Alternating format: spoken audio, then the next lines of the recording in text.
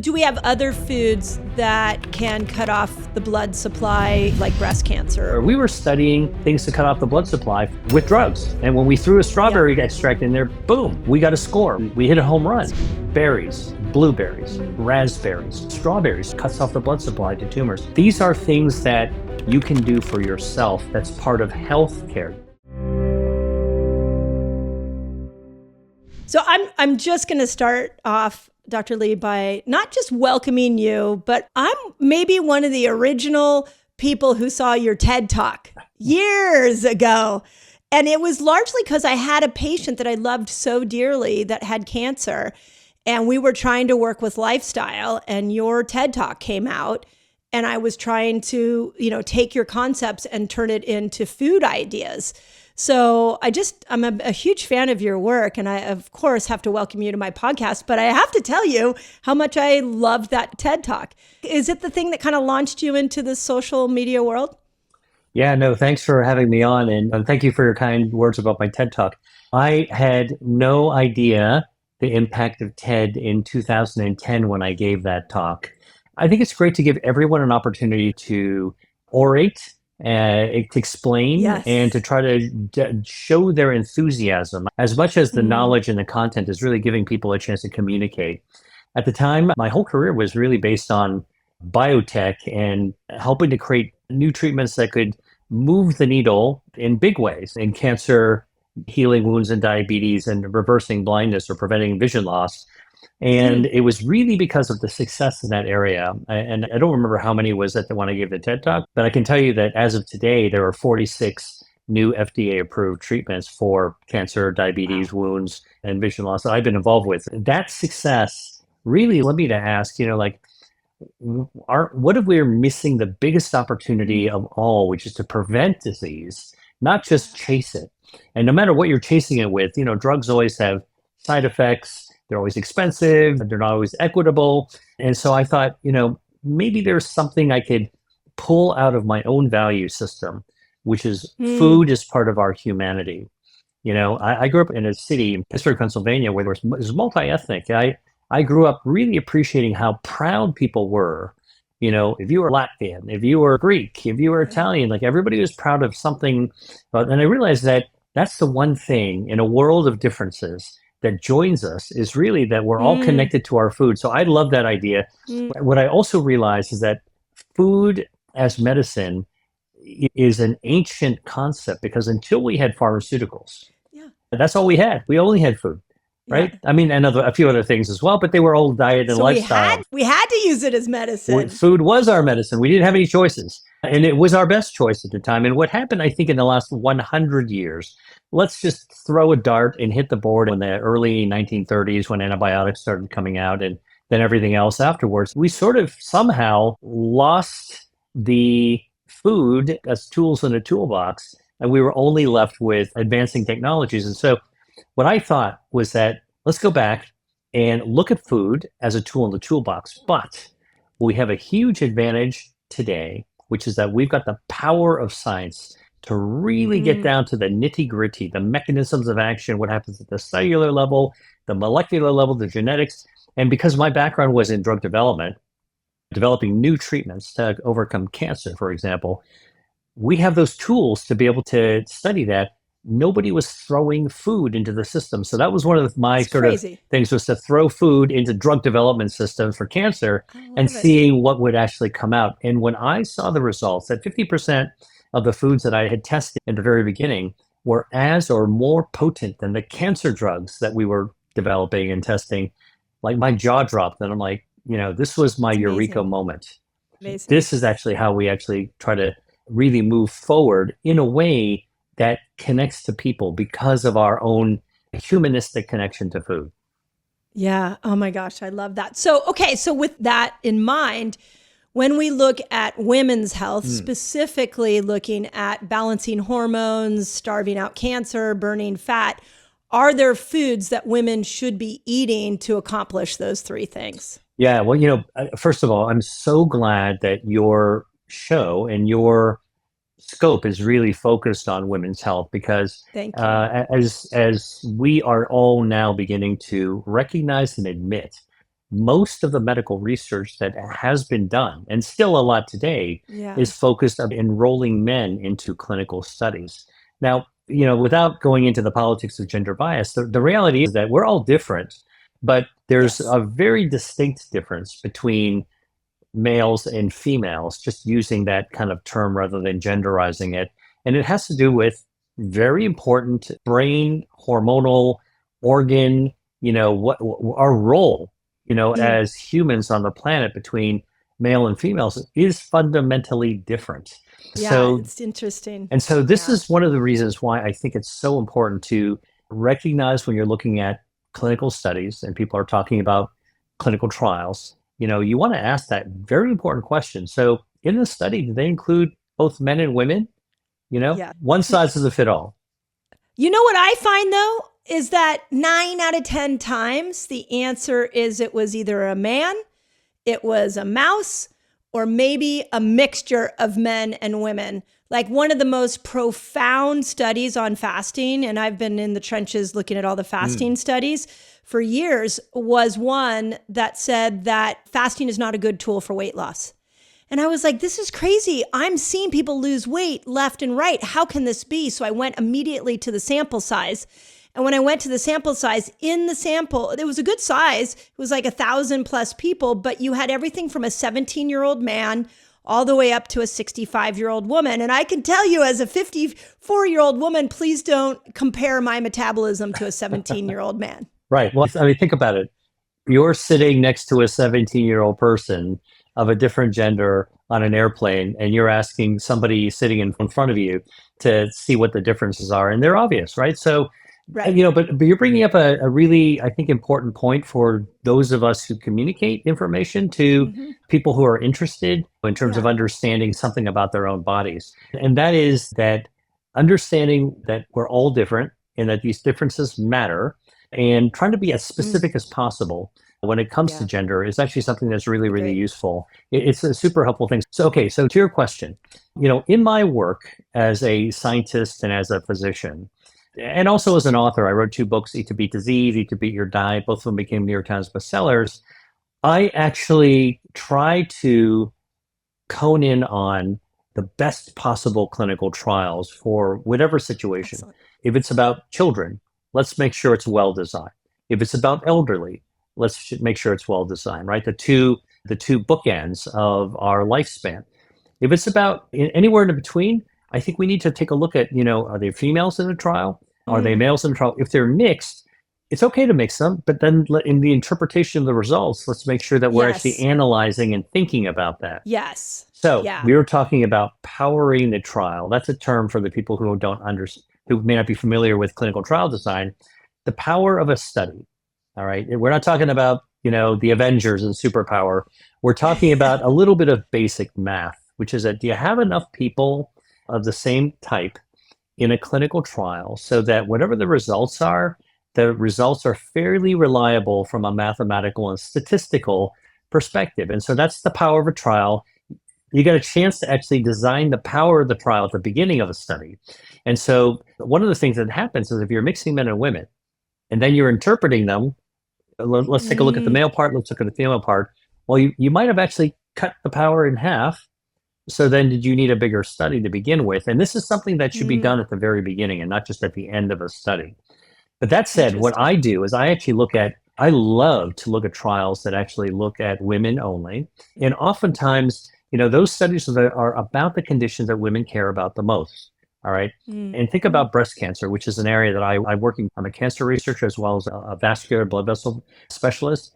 But if you look at cancer, this is perhaps one of the most feared diseases of all the diseases out there. Very common in women. Very common in women. And breast cancer being the one that immediately jumps to mind. And, Yep. all of us know somebody that has been touched by cancer, but especially breast cancer. And, the good news is that there are increasingly better treatments for breast cancer, and we're beginning to detect it earlier and earlier. But nonetheless, what about when it comes to diet and lifestyle? What is it that's actually good for women in the context of breast cancer? What's preventative? What can improve treatment? What can prevent cancer from coming back? And this is actually an area that I think is super fascinating that I wanted to share with you and your audience. Please. And one thing is that there's a lot of urban legends that are out there when it comes to food and health and food and cancer. Back in the day, and you may remember this, is that cancer treatments were either chemo or you had to go over the border in Mexico to go fish Oh out yeah, some no, totally. apricot pits. Totally. Okay. Yes. I live part-time in LA, and so that there was a lot of border crossing to get some crazy alternative. Right. So, but here, if you fast forward to where we are today, what's wonderful is that we are now not looking at food as medicine as alternatives. We are now actually Mm, starting to blend them together to see how I they love that. actually interact. And so I want to give you a couple of examples where there's some urban legends about food Hmm. and breast cancer and how it's a kind of like all coming together into a more cohesive story. Look, people are complex, but we're whole people. We're not little body parts, Mm, and we're not even cellular parts. Everything kind of works together. And so what's important is to integrate our knowledge about things. And mm. particularly when it comes to women, like not to overgeneralize. So here's the thing, breast cancer, like everyone's heard this, that soy and soy foods are Yes. harmful for breast cancer. All right. I remember hearing this for years. And I remember when I was in medical school and training, my patients who are women with breast cancer, they'd always sort of ask me like, okay, do you have anything do you recommend to eat for breast cancer? And then they would have a laundry list of things that they wanted to ask me about. It's Mm. natural to ask that. So one of the top level kind of fears is that, maybe I should stay away from soy. Soy can cause breast cancer, right? And it has an estrogen, a plant estrogen, right? And so isn't that really bad? Well, so in my work, I'm agnostic to urban legends. In fact, when I find them, I try to smash them. It's kind of like being at a picnic, outdoors with a fly swatter. When you see the fly, Yep. boom, see if you can knock it out. All right. So Yep. I'll tell you, in my field of angiogenesis, which is studying blood vessels, very early on in my field, it was discovered that cancers are completely harmless. They form in our body all the time until they are able to recruit a private blood supply. A tumor isn't born with a blood supply. A mutated cell doesn't naturally have a blood supply.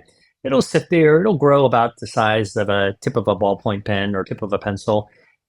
And then it can't get any bigger because it doesn't have any oxygen, doesn't have any nutrients. But when cancer cells, like breast cancer cells, are able to hijack our body's own circulation, they begin to selfishly recruit blood vessels to grow into them. And what we Mm. found is that if you take a tumor, isolate it from blood supply, it'll stay there forever. Now, in our Mm. bodies, Without growing, without without growing, getting a, yeah, yeah. and it can only get to 2 to 3 millimeters in diameter. That's the size of the tip of a pencil. That's it. Okay, and then our immune Mm. system wings by like cops on a beat in a suburb, and they spot a drug dealer on the sidewalk. All right, they don't even have to be dealing. Oh, they're just sitting there looking like they shouldn't be there. What their immune system does, put that cancer cell in a paddy wagon and drives off with it and gets rid of it. Okay, and that's how our body naturally resists Mm. cancer. Like many women will ask me, Doc, why did I actually get breast cancer? And, I would try to give an intelligent answer to that, obviously, being empathic to the situation, the state of mind that they're in. Mhm. But, Yeah. when I walk away from somebody who asks that question, I ask myself a different question. I ask myself, why don't we get cancer more often? Ooh, It's much that's it. deeper, right? Yeah. What's the answer to that So, one? and the answer is because our immune system wings by, conducts surveillance, and every time it sees a little microscopic cancer, it puts it in the paddy wagon and gets rid of it. All right. Takes it And out. that's one thing. The second thing is that our body has this powerful way of trying to prevent tumors from getting their own blood supply, anti-angiogenesis, cuts off the blood supply to tumor, no blood vessels, no oxygen, no Mm. nutrients, can't grow. Then your immune system comes by and wipes them out. All right. Amazing, right? The other reason is that cancer is triggered by mutations in our DNA. Cancer is just a Mm. normal cell. The DNA's got a mutation, and now that mutation makes the cancer cell go haywire. It's like having a virus in your operating system or your laptop. Mm. Weird things Mm. start happening. That's what happens when it happens on a laptop. You got to, take it to an antivirus program or reboot it. In Right. your body, the thing grows into a cancer unless your body's hardwired defense system against DNA damage. It's like a mutation fix. It's like an anti-mutation fix. It's It's like the Geek Squad. Geek Squad that you call to actually, instead of installing, right, like you got my large screen TV's broken. I can't watch the game this That's weekend. right. So you call the Geek Squad, and our body's Geek Squad comes in to fix broken DNA. And it can actually repair it, and it can also put a shield up so that it actually prevents more damage from occurring. Amazing. And then, of course, our gut microbiome. Mm, Everyone knows about the gut microbiome now, healthy gut bacteria, 39 trillion of them. It lowers inflammation. Cancer loves to flare up with inflammation. So, when you go to a barbecue in the summertime and you're watching the grill, whenever fat drips into the grill, you get this big flare up, right? And so this is what the flare up is: inflammation. And cancer is sort of like the ribeye cooking on top. And whenever it mm, flares up with inflammation, that cancer loves to grow even more. So the gut microbiome, among many things that it does, lowers inflammation. So if you're a woman and you want to lower your risk of breast cancer or ovarian cancer or cervical cancer or uterine cancer, you want to lower that inflammation. And the best way to do it is already hardwired in your body. It's your gut bacteria. So there's a health defense system. And wow. then connected to that, and we talked about this already, is your immune system, which kind of wings by conducting surveillance. And by the way, if you actually have a big honking cancer that's already growing. So here's a stat about breast cancer that most people don't know. All right. Cancer researchers know it, but most people don't. So we tell women to just be vigilant and make sure, like if you're in a shower, just naturally just do a self-exam. So you check for lumps, check for anything that might be abnormal, because the earlier you find it, the earlier something can be done. The earlier that something's done, the more likely you're going to be cured and dodge problems later on. So we feel for lumps in our breast, and the smallest breast lump that you can really feel with your two fingers, that's how you're supposed to feel for them, is about 1 centimeter in size, in diameter. Now, that's a small early breast cancer. So that's why it's so important to feel for that. All right. Now, a lot of people don't realize this, but do you know how? I mean, this is not a trick question for you, Mindy, but has anybody ever told you how many cancer cells are in a 1 centimeter tumor? Yeah, no, please tell me. Okay. It's 1 billion cancer Whoa. cells are already in the smallest tumor you can feel in the shower. Okay. So 1 billion cancer cells, that's way more than the drug dealer in the corner that the cop in a beat picks off, right? That 1 centimeter cancer has already recruited a blood supply. And I can tell you, as a cancer researcher working in a lab, if we isolate the tumor from the blood supply, it'll stay there forever, it won't grow. The moment you allow a blood vessel to touch that cancer, it will start to feed it. It'll give it oxygen. It's like handing it a scuba tank, all right? Then giving it nutrients. Now you're giving it a bag of junk food, all right? And now that cancer will grow 16,000 times in just 2 weeks.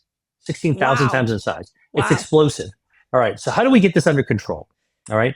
Well, my first thought is, how do you make sure you don't get the blood supply there? That seems like bingo. The key. Bingo. If you can actually fortify your body to turn the clock back, keep the blood vessels from growing to the cancer, and strengthen your immune system so the cops on the beat will wipe out more of those bad guys, you're going to be in much better shape than if you just don't know what to do and just don't do anything about it and wait for disaster to strike. Okay, so how do we do this? Well, this is my field. I run the Angiogenesis Foundation. Blood vessels are critical for our livelihood, for our health. We've got 60 miles worth of blood vessels in our body. They're all important they bring the oxygen and nutrients to every cell in our body. However, cancers will hijack that. So can we cut off the blood supply, make it harder for the cancers to grow? Let me take you back a couple of decades to when we were thinking about, because I was part of the pioneering team to do this. Now there are dozens of drugs that can actually do this. But back then, when we were hunting for things, we were looking in natural sources. What does Mother Nature have that can actually help our body cut off the blood supply to cancers like breast cancers? Well, the first one, by the way, was soybeans. Amazingly. I was just going to say, if you soy. It was soybeans. And I'll tell you the story. Here's a story that most people don't know. I love to share these little nuggets that people just don't know about. It turns out that there was a young researcher at the time, Ted Fotzis, who had moved from Greece to Switzerland to do research. And when you're a young researcher in a lab, they kind of give you the junior guy, the least interesting stuff to do. And they give you kind of the leftovers. So he got in there, and it was a hormone lab, by the way. It was a Oh, lab about nice. hormones. And this hormone lab in Switzerland pioneered the ability to look for estrogen in urine, in women's urine. So that we're going back to the really late 1970s, early 1980s. All right. And it turns out they gave this young researcher, Ted Fosis, they gave him a crate of old urine samples from women that they didn't want to use anymore. And they're like, here, this is your project. Go figure out something interesting to do with it.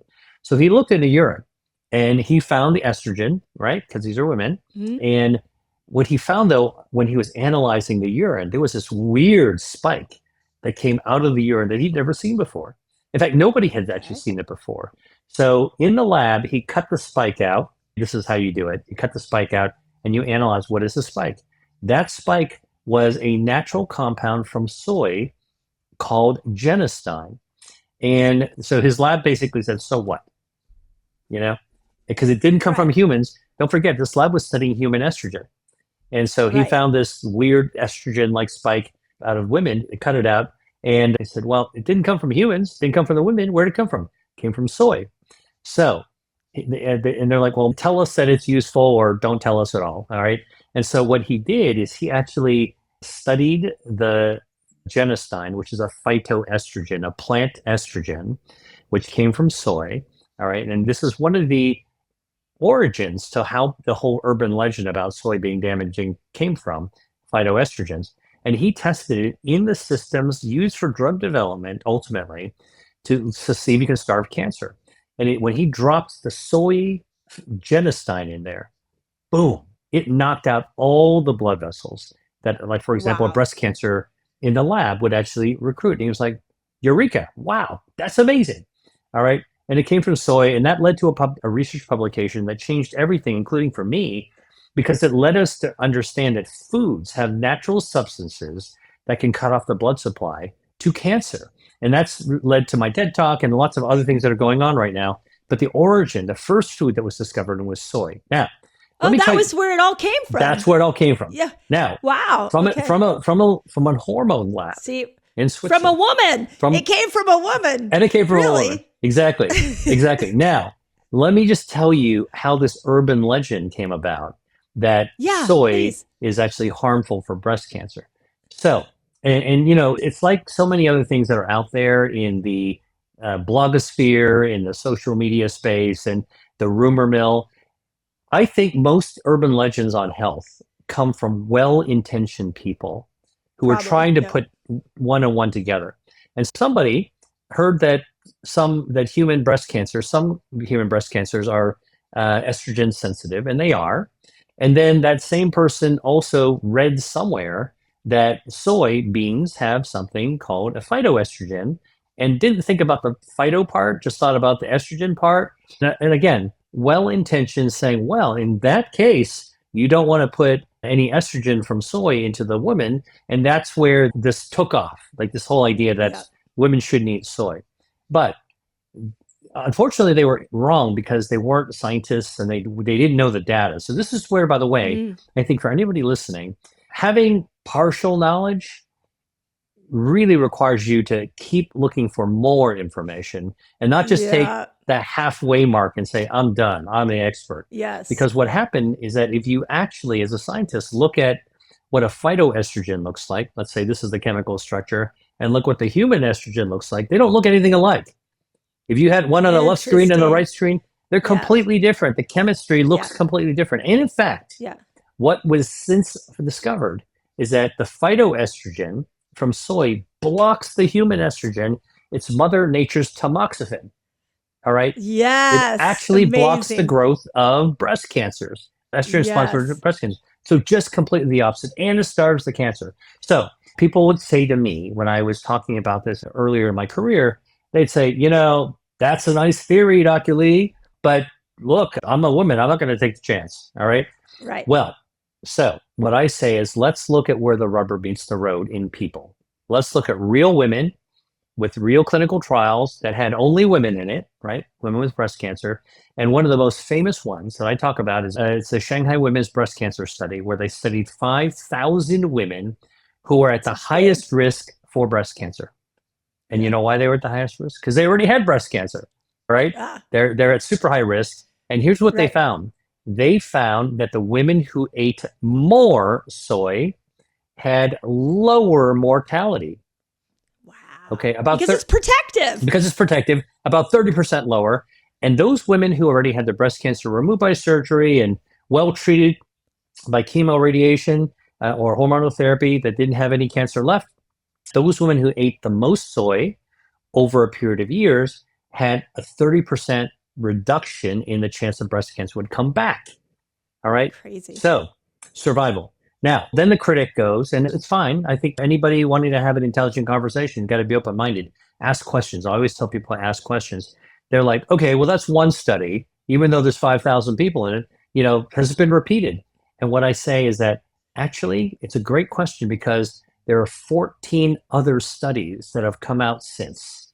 And in Nice. 14 clinical trials involving women only with breast cancer, in every single study looking at soy intake and breast cancer outcomes, eating soy led to less mortality. And in every Yeah. study, eating soy led to greater survival. All right. Amazing. So this is the rubber meets the road. This is the clinical Yeah. part of it, and it's a great example. And I know you wanted to talk about hormones, which is why I wanted to bring up some of the biggest advancements in this field, in the field I work in, and in angiogenesis, came from this hormone lab when it comes to food as medicine. That's crazy.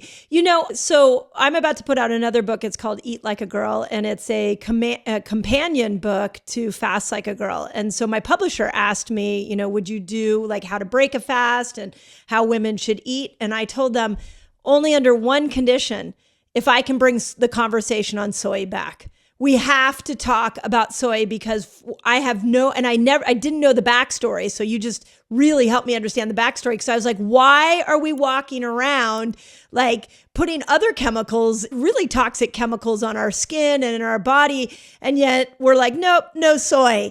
I'm like, soy has a phytoestrogen component to it. And in my clinic, we used to run hormone tests, urinary hormone tests, like thousands of them. And what I saw is women that had the highest diet soy also had the highest amount of 2-OH estrogen metabolite, which is the protective estrogen. So you just cleared up something for me because I've been walking around like, why are we villainizing soy? There's so many other things to villainize, but there's something really helpful in soy that we need to bring back. Yeah, well, I'm happy to contribute more back matter to help you tell the story as you write it. But I'll tell you, I think that for anybody watching this and listening to this, there is something important that we need to say.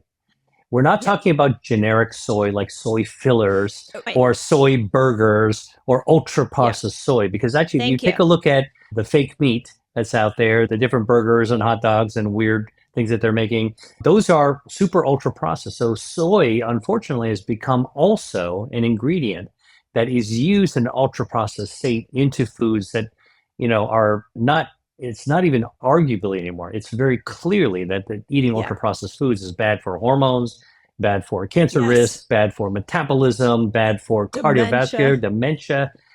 So let's be clear, when we're talking about the benefits of soy, we're talking about whole sourced soy foods. So edamame, tofu, soy milk, not ultra processed. And by the way, people go, well, I don't know how many soy products I can actually eat. There's like 3 of them in my grocery store. What I tell people to do, if you actually have an Asian market nearby you, just search out on your Google Maps, type in Asian market and see where they are. Take a drive out to them one day, just like a field trip, okay? Just explore and go ask somebody where the foods with soybeans are or soy. And they're going to take you in. There are hundreds of soy foods that are around in Asia, right? Amazing. And by the way, there's one last thing I need to tell you about the urine that was studied by Ted Fotzis, the samples. They came from a previous study on female hormones from women who were farmers in a village outside of Kyoto. And they were almost all vegetarians. And of the vegetables they were eating was mostly soy-based foods. All right. Interesting. That's incredible. Yeah. So, okay. So, do we have other foods that can cut off the blood supply if we look at it through the lens of like breast cancer or Yeah. I ovarian mean, cancer or cervical cancer? yeah. So, I mean, it's a long laundry list. Ah, nice. I wrote I created the list of foods in my book, Eat to Beat Disease. Anybody who Great. wants to get a laundry list of foods that can cut off the blood supply to cancer, it's in my book. And I talk about them all the time. So if you come to my YouTube channel or if you go to my master classes, you'll actually hear me talk about them quite frequently. But I will tell you some of them. All right. I'll just give you a sampling of them. Yeah, please. Tomatoes. Let's throw out the myth about nightshades and lectins. All right. Tree nuts, walnuts, pistachios, almonds, macadamias, pine nuts. They also lower the risk and they can also cut off the blood supply of cancer. We're also talking about the brassica vegetable family. Yes. So we're talking about not just broccoli, the regular broccoli, we're talking about even turnips, which are part of the brassica Mm, family, all have sulforaphanes that cut off the blood supply feeding yeah. cancer. Berries, blueberries, Mm, raspberries, strawberries. Strawberries have something called ellagic acid, cuts off the blood supply to tumors. This is all based on actually research I did right. years ago with the National Cancer Institute, where we were studying things to cut off the blood supply for breast and other cancers with drugs. And when we threw a Yeah. strawberry extract in there, boom, like we got a score. We hit a home That's run. crazy. And so Wow. these are not replacements for your doctor, your oncologist, and not for drug Of therapy course. or women's Right. health specialists. But these are things that you can do for yourself that's part of health care. You go to the doctor for sick care.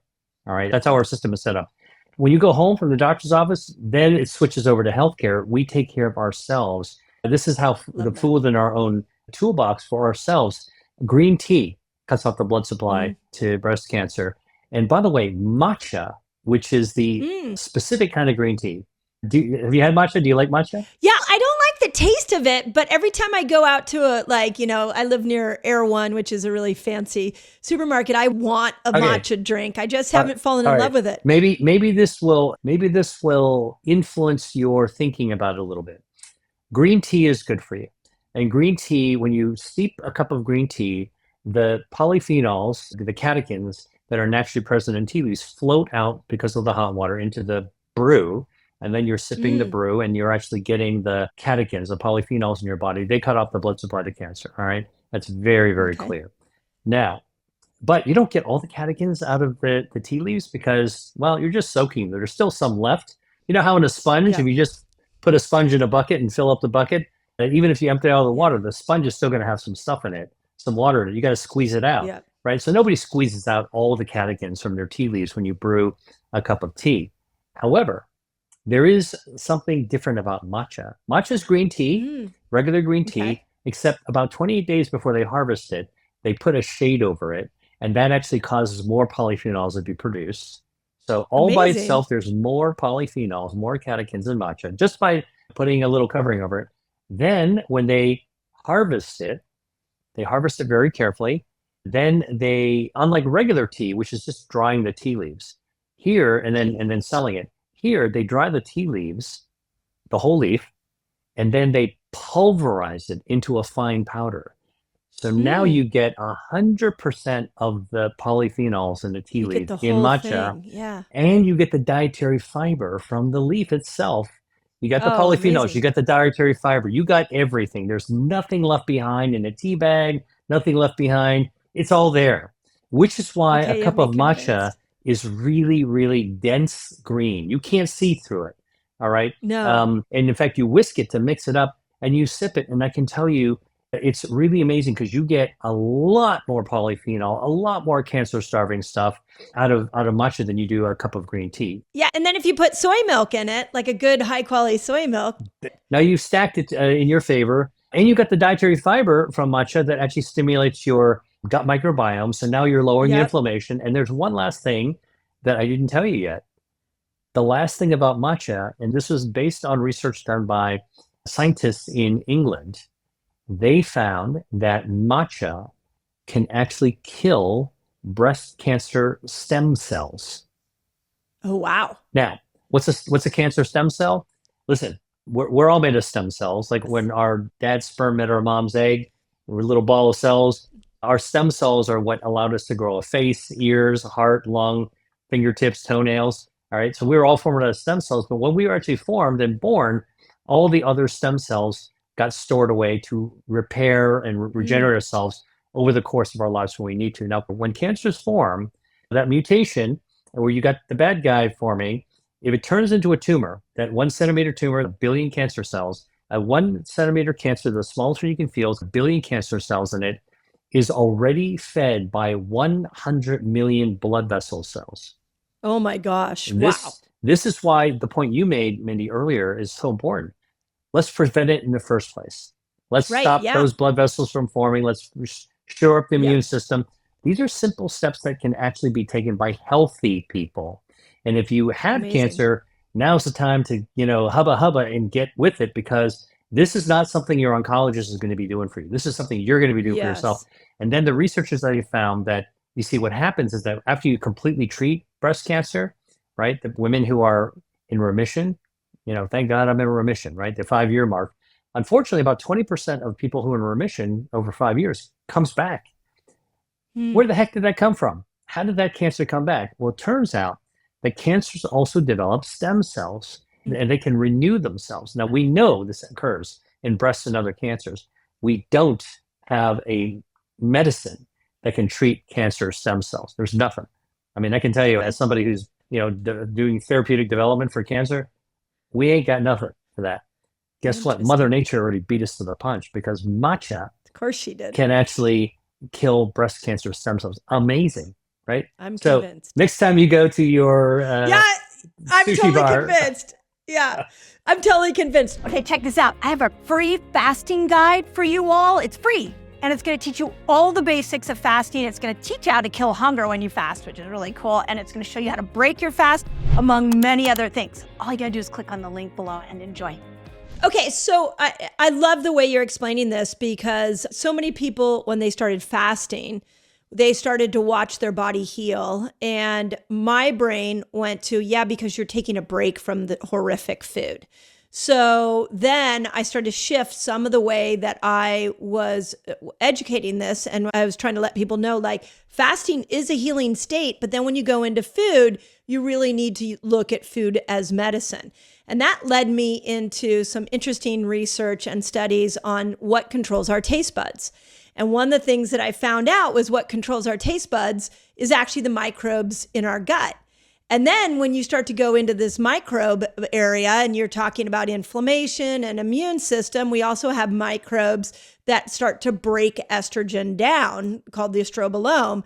So all of a sudden, like for me, food, all roads point to the microbiome. So my question then leads to you is, okay, what foods can support those specific bacteria that break down estrogen? Do we know any of those?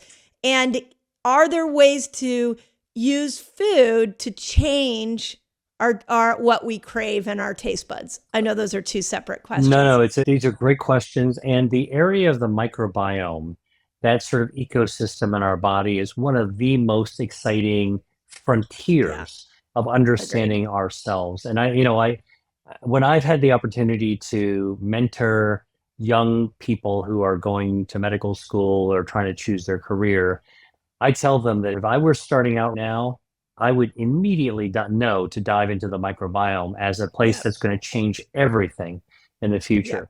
So, I read about this in Eat to Beat Disease. We have so many bacteria in our body that it's about 1-to-1, actually, is the last estimate. Some people say we got 100 times more bacteria. It's about 1-to-1. So we're part human and part bacteria. The important thing about the research that is being done about the gut microbiome is we're understanding some of the things the gut microbiome does. The gut microbiome lowers inflammation, which is really important for all cancers, including women's cancers, right? Number 2, including breast cancer, ovarian cancer, endometrial cancer, cervical cancer, melanoma, lung cancer, colorectal cancer. So, we can't easily just slot cancers. This is the women's cancer. This is the men's cancer. It's not that easy. But women are actually increasingly affected by colon cancer and lung cancer. Women who never smoke get lung cancer. So I think that, we don't want to put an artificial gender line either by saying, well, we need to actually think. So Gut microbiome actually critical for lowering inflammation, boosting immunity. 70% of our immune system, by the way, lives inside the walls of our gut. Now, I was never taught that. When I went to medical school, that wasn't even known. I think we thought that the immune system was like in the thymus gland, the spleen, and some other places, lymph nodes. Nope. Yeah. Actually, it's mostly in our gut. And so our gut bacteria talks to our immune system in order to be able to shore it up, to be able to knock down cancer. And, I always tell people the analogy of how our gut bacteria talks to our immune system is that our gut wall is kind of like the thin, cheap walls of a freshman dorm in college, right? If you've got two roommates that live next to each other, that wall is paper thin. You can hear everything. And so what did you do on a Friday night? You yelled through the wall, hey, what kind of pizza do you want? What kind of topping on your pizza? And they could give you the answer right back through the wall. And that's basically what our gut bacteria and our immune system do. They're talking to each other through that. And the gut bacteria can text message our brain in ways that actually can influence our mood. Now, something that I learned from this amazing researcher, Dr. Susan Erdman, who's a veterinarian at MIT, Massachusetts Institute of Technology in Boston, she taught me that there's certain bacteria in the gut, and you can eat these bacteria, and the bacteria are also found in food, but you can get it as a probiotic. And one of them is called Lactobacillus reuteri. Okay. That Lactobacillus reuteri in the gut text messages our brain. And what it does is it causes the brain to release oxytocin. Ooh. Now, oxytocin is a social hormone. It's the hormone that when the 1 minute old infant is given skin time and starts to suckle on the nipple, it releases oxytocin, releases the milk letdown. Oxytocin is also important for uterine contractions when you're delivering the baby, and also oxytocin is important for social connection. So when you're at the airport or at the train station or the bus station and you haven't seen a relative in a long time or a good friend, and they come through the arrivals area and you run up there and you give them a great hug and you're really just happy to see them, your brain is flooded with oxytocin. Oxytocin also comes out of your brain when you get a kiss. And I'm not talking about grandma's peck on the cheek. When you get a good, deep French kiss, oxytocin is that same feeling that when you're seeing your friend at the airport. And the other time that oxytocin floods out of your brain is during orgasm. All right. So this is actually an incredibly important social hormone that has in women a very, very important reproductive and also a connection between mom and baby. So this is an important hormone. Well, it turns out that Lactobacillus reuteri text messages your brain to be able to release this. So there's been studies that have been shown that in the lab, Lactobacillus reuteri, when fed in the lab to animals, just through their drinking water, like you ever had a hamster or gerbil and you got to put the water bottle up with the little metal nozzle and the animal goes up there and starts licking it. If that's all you do is you put the Lactobacillus reuteri powder into the water, mix it all up, shake it all up, and let them drink it. No biggie. If these animals were prone to develop breast cancer, guess what? It would reduce the size and reduce the incidence, the development of breast cancer. Breast tumors. Amazing. Wow. Right? No, I want to make sure we stay on the reuteri thing because William Davis wrote a book and he had a whole community online that I remember. I brought him on this podcast a couple of years ago and they made Lactobacillus reuteri. They took it out of a supplement and they put it into yogurt and they fermented it. And then they had everybody eat a cup of this yogurt for X amount of days and measure what they noticed in moods. And it was an incredible mood booster. Yeah. Are you familiar with that? There you go. The gut being happy and having a new partner, the Lactobacillus reuteri, text messages to the brain, releases social hormones, which influence your mood. And it can really be quite profound. But here, also lowering inflammation, also boosting immunity. The cops on a beat winging by, and maybe that's how they were actually working. The other thing about Lactobacillus reuteri that's really interesting is that when you eat it in foods, Lactobacillus reuteri is also in your mouth fights the bacteria that causes cavities. Ooh. All right. Okay, so what foods do you get it in? I only know it through the yogurt technique. Yeah, well, so first of all, going back to the original yogurt, I want to talk about yogurt in a second because it's so important from gut health and overall human health and women's health, by the way. So old-fashioned yogurt that it's hard to find anymore used to have many more organisms when it was sort of made on a small scale. Small Mm. local farms were making the yogurt and supplying it. And once it became a big factory, the probiotic quality started to go down. But Lactobacillus reuteri, it can be found in some yogurts. I don't know which ones, but I'm always on the hunt. So if anybody Yeah, you can look knows, for it. yeah, you should definitely look for it. And please, DM me on social media, on Instagram or something, and let me know if you find one that has Lactobacillus reuteri. That would be a winner. But you can also find Lactobacillus reuteri in sourdough bread. Here's the thing. Ah. Lactobacillus reuteri. Lactobacillus is named so Lactobacillus is a first name, reuteri is a last name. It's actually genus and species, but let's call it first name and last name. Everybody understand that.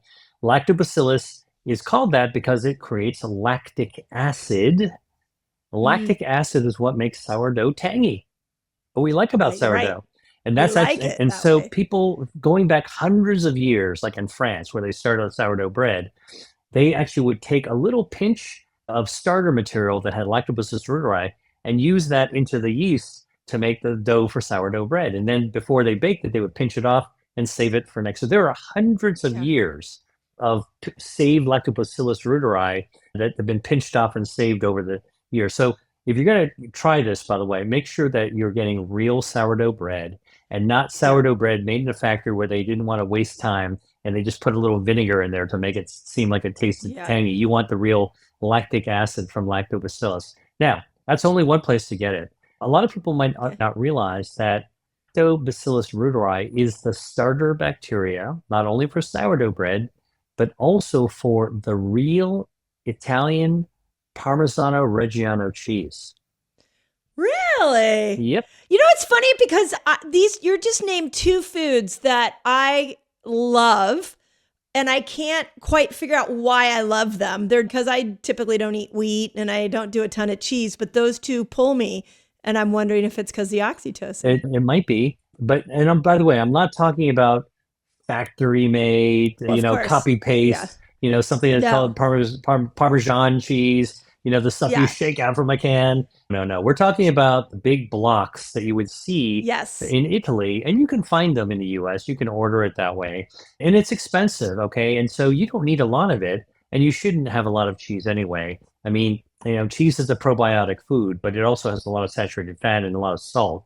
So moderation can be good for you, but many people are surprised to find out that Lactobacillus are also found in Parmigiano Reggiano cheese. Yeah. The real Italian That's stuff. amazing. Okay. That's amazing. So we and I did some research on Lactobacillus reuteri, and we found that in the lab, if you are studying wound healing, that animals that eat reuteri, they take that it actually speeds up the healing of the wound as well. That's crazy. So in fact, it doubled the rate of wound healing.